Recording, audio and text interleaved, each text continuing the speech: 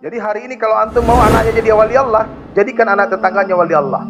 Kalau kita mau menjadikan anak kita hafiz Al-Quran, jadikan anak tetangga kita hafiz Al-Quran. Itulah fikir Rasulullah SAW.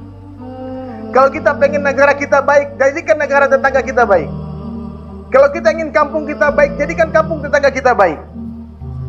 Ini yang difikirkan Nabi SAW. Bagaimana memikirkan umat di seluruh dunia dapat hidayah. Rahmatan lil alamin. Ini fikir besar hadirin mulia. Bukan hanya fikir satu provinsi, juga hanya fikir satu negara, bukan hanya fikir satu kampung, tapi fikir seluruh alam. Berangkat. Yang tidak bisa berangkat doa, bantu dengan doa. Jangan kita menjadi penghalang dakwah. Udah tidak mau bergerak keluar jalan Allah, tidak mau pergi khuruj fisabilillah. Hari ini orang-orang yang berdakwah digembosin hadirin mulia, dikatakan kamu gila, kamu sesat, sehingga mereka terhenti dari dakwahnya. Maka hari ini harus kita bekerja sama. Kita ikut jejak para sahabat Nabi sallallahu alaihi wasallam. Wasabiqunal awwalun minal muhajirin wal ansar walladzina tabauhum bi ihsan radhiyallahu anhum wa radu'an. Orang-orang yang awal masuk Islam dari kalangan muhajirin dan ansar, dan orang-orang yang mengikuti mereka dengan baik, Allah ridho kepada mereka dan mereka ridho kepada Allah. Ikut sahabat.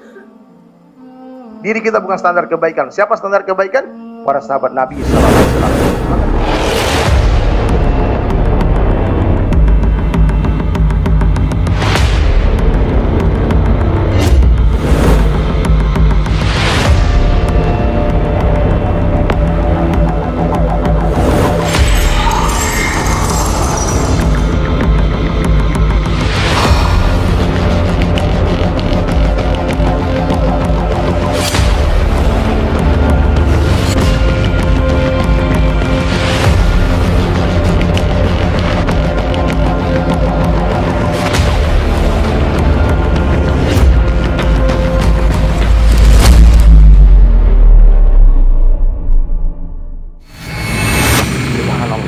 Maka hadirin dirahmati Allah Subhanahu wa taala, ini kerisauan hari-hari saya hadirin mulia. Bagaimana kita punya fikir sebenarnya fikirnya Rasulullah sallallahu alaihi wasallam. Bagaimana kita punya amal sebagaimana amalnya Rasulullah sallallahu alaihi wasallam. Kehidupan kita mesti 24 jam hidupkan sunnah Nabi sallallahu alaihi wasallam, dari ujung rambut sampai ujung kaki, dari bangun tidur sampai tidur lagi. Meskipun kita tidak sanggup menghidupkan sunnah 24 jam, tidak mampu menghidupkan sunnah 100%, tapi tolong jangan tinggalkan 100%. Amalkan semampunya. Yang tidak mampu kita amalkan, kita istighfar. Apa fikir Nabi hadirin yang mulia? Nabi hari-hari memikirkan umatnya. Ya Rabbi ummati, ummati, ummati, ummati. Ada tetangga antum gak sholat, kita mesti menangis untuk dia. Kalau saja mereka mati sebelum gak sholat hadirin mulia, azab selama-lamanya buat mereka. Kalau ada rumah tetangga kita terbakar, jangan katakan alhamdulillah rumah saya enggak. Itu kezaliman, Pak.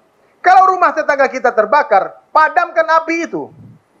Yang petani tolong jangan ke sawah dulu sebentar. Yang pedagang tolong jangan ke pasar dulu. Yang dokter tolong jangan ke rumah sakit dulu. Yang tentara jangan pergi dinas dulu. Yang pegawai jangan ke kantor dulu. Semua kita bersama-sama padamkan api itu. Karena kalau kita biarkan hadirin mulia, itu api akan terus membesar dan menjalar membakar rumah kita juga. Jadi hari ini kalau antum mau anaknya jadi wali Allah, jadikan anak tetangganya wali Allah. Kalau kita mau menjadikan anak kita hafiz Al-Quran, jadikan anak tetangga kita hafiz Al-Quran. Itulah fikir Rasulullah SAW. Kalau kita pengen negara kita baik, jadikan negara tetangga kita baik. Kalau kita ingin kampung kita baik, jadikan kampung tetangga kita baik. Ini yang difikirkan Nabi SAW. Bagaimana memikirkan umat di seluruh dunia dapat hidayah. Rahmatan lil alamin. Ini fikir besar hadirin mulia. Bukan hanya fikir satu provinsi, juga hanya fikir satu negara, bukan hanya fikir satu kampung, tapi fikir seluruh alam. Pernah nggak antum naik apa di sini tadi? Naik motor. Apa merek motornya? Yamaha. Saya mau bertanya, bertahun-tahun naik motor Yamaha, pernah nggak sekali saja pas starter itu motor ya, oh iya, berdoa kepada Allah, ya Allah tolong beri hidayah orang Yamaha? Kita zalim, Pak. Pernah nggak terbesit di pikir kita, ya Allah, hantarkan saya ke Jepang, ya Allah, hantarkan saya Yamaha, ya Allah. Orang Jepang telah mengirimkan motor ke negara saya, ya Allah, sehingga saya bisa mencari nafkah, sehingga saya bisa pergi ke masjid, saya bisa menuntut ilmu, ya Allah. Hari ini mereka tidak mengenal Allah, mereka menyembah matahari, ya Allah. Hantarkan aku ke sana, ya Allah. Hantar aku ke Jepang, ya Allah. Pernah nggak niat ke Jepang? Antum pernah niat ke Korea nggak? Pernah niat ke Amerika nggak, Bang? Antum pernah niat ke Eropa nggak, Bang? Pernah niat ke Afrika nggak? Ke Australia enggak? Ini teman saya, teman sama sekolah saya Muas nih, mau berangkat ke Senegal besok nih. Dia bukan ustadz juga, dia pelukis. Berkat dakwah, enggak apa-apa, ada rezeki berangkat. Yang tidak bisa berangkat doa, bantu dengan doa. Jangan kita menjadi penghalang dakwah.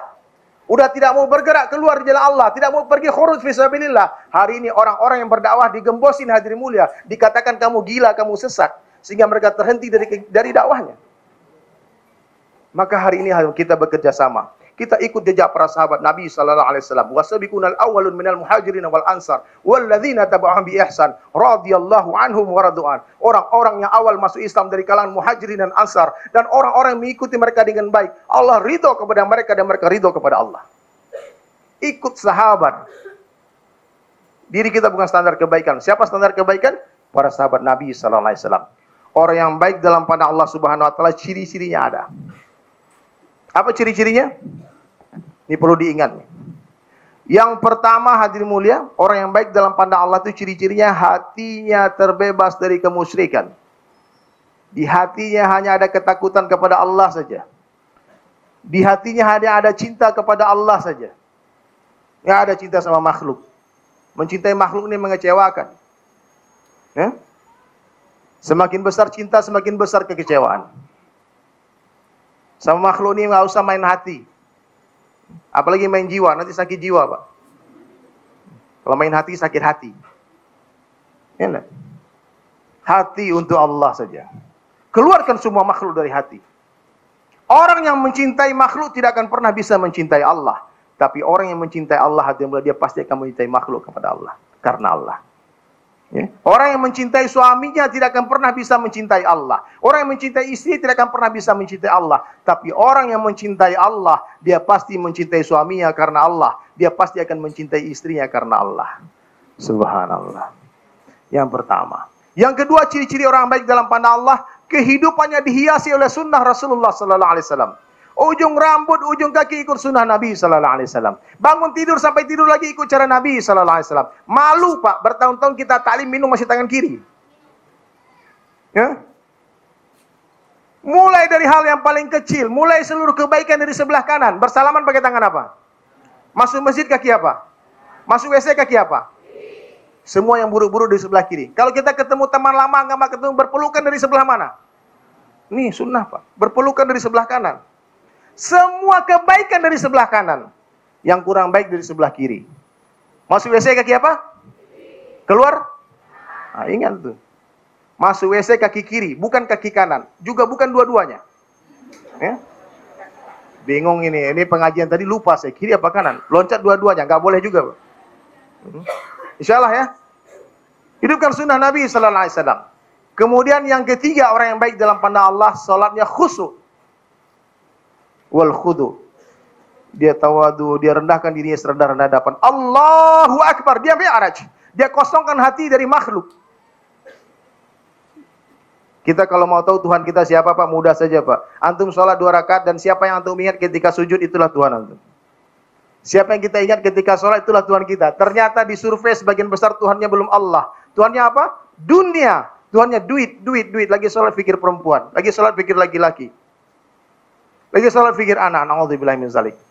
Hari ini, Pak, 2 rakaat sholat itu kan 2 menit kurang lebih itu. Bisa ingat Allah 1 menit saja, pasti itu wali Allah. Pasti itu kekasih Allah. Saya seringkali habis sholat maghrib, orang di sebelah saya tanya, tadi imam baca surat apa rakaat pertama? Hampir semua nggak bisa jawab. Kenapa? Lagi sholat menghayal. Aduh, ustadznya, ini bahaya. Lagi sholat khusyuk. Kemudian yang keempat, ciri-ciri orang baik dalam pandang Allah, hadirin mulia, dia selalu merasa bodoh.